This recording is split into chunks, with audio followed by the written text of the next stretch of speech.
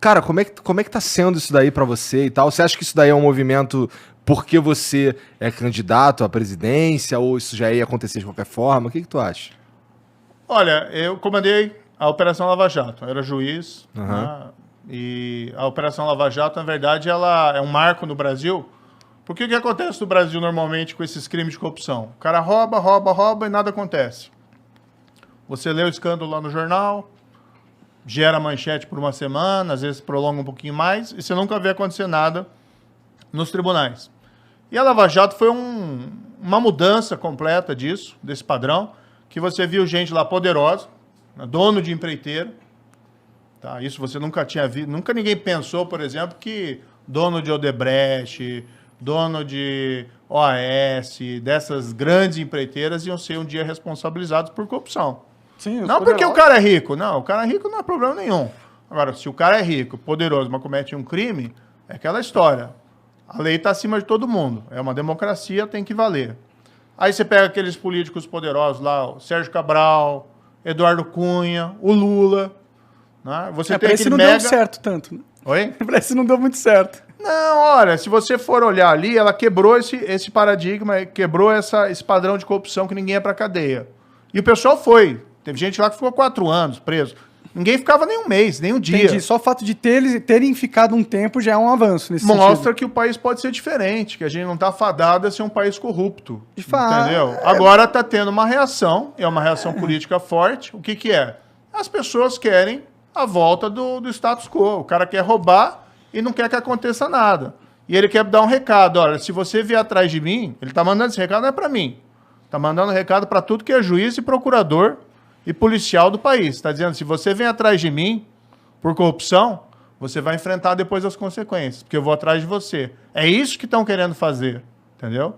Claro que existe também a questão da candidatura, porque o meu projeto, é o único projeto desse pessoal todo que rompe com essa ideia de corrupção. A gente vai restabelecer o combate à corrupção no país. Tá? Eu já Então ouvi eles isso querem antes, mandar um hein, Moro? recado. Hã? Eu já ouvi isso Eu antes. também. Mas, gente, aí eu vou colocar o seguinte. Eu tenho um passado que me dá essa credibilidade. Vocês acham que a Lava Jato foi moleza ali? 4 anos? Não.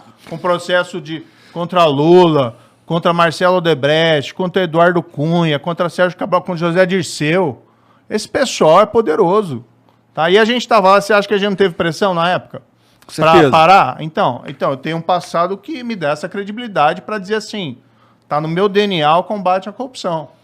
Claro que um projeto de país é muito mais do que combate à corrupção. Você tem que pensar em emprego, a inflação tá terrível, tá uma porcaria. Tudo, relação internacional. O presidente é tipo o trabalho mais difícil que tem. Exatamente. Agora, isso eu posso segurar para vocês.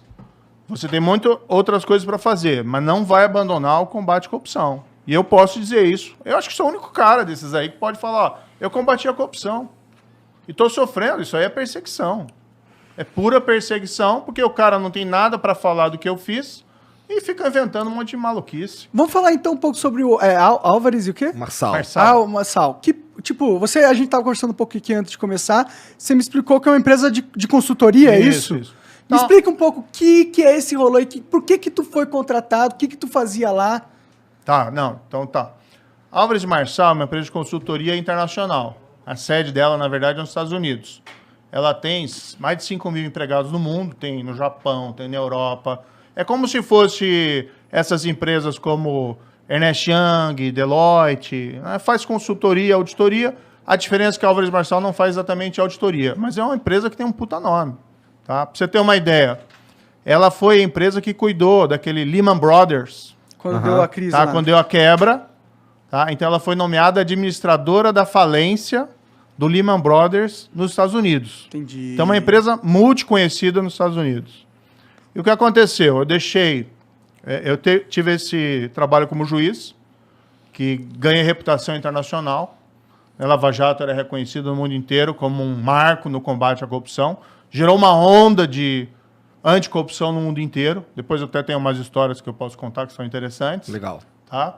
Fui para o Ministério da Justiça. Tive meu trabalho lá sabotado pelo presidente, depois a gente também pode falar disso. Tá? Saí e fui procurado.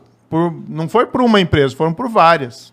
E me ofereceram uma proposta de trabalhar numa área que eu acredito que eu sei fazer, que eu estava até falando para você antes, né? Hoje em dia, quando acontece um incidente de corrupção numa empresa lá nos Estados Unidos, o que eles fazem? Ao invés de ficar esperando a polícia, o FBI, eles fazem o que eles chamam de uma investigação corporativa interna. Ou seja, a própria empresa apura os fatos, verifica lá o que tem, tá? E ela procura as autoridades para dizer, ó, aconteceu isso, isso e isso. Nós queremos aqui revelar e fazer um acordo. Por que eles fazem isso? Porque eles querem diminuir as consequências legais. Multa, evitar eventualmente uma prisão, eles querem colaborar. Isso é um processo que não tem no Brasil, tem? É muito pouco, a gente não tem essa tradição. Tá. Isso também começou a evoluir nos Estados Unidos daquele caso Enron. Lembra aquele caso Enron? Foi uma fraude gigantesca. Eu tô por fora desse caso. A Enron era uma grande empresa, uma das maiores empresas do mundo, tá? E teve uma quebra dela, ela fraudou um monte de gente que investia nela no mercado de ações, falsificou balanço e tudo isso. Tem até um filme que é legal, vale a pena vocês verem. É um documentário, mas é um documentário legal, tá? Tem muito documentário legal. Chama Os Mais Espertos da Sala. E ela quebrou prejuízo para muita gente e tal. E a partir desse caso de fraude nos Estados Unidos, eles começaram a mudar um pouco o padrão do comportamento das empresas. Então, hoje é muito comum a empresa, quando tem um problema, ela faz a investigação e ela mesmo realiza a informação. Então, eu fui contratado pela Alves Marçal, tá? Que não é um escritório de advocacia, aliás, é uma empresa de consultoria, para fazer esse trabalho, investigação corporativa interna. A gente também fazia lá sistemas anticorrupção dentro da empresa, para evitar que aconteça um caso de suborno na empresa. Daí você tem uma série de mecanismos de controle. Não só a corrupção, mas, por exemplo, assédio sexual. Você tem um sistema de compliance lá dentro que você evita esse tipo de coisa.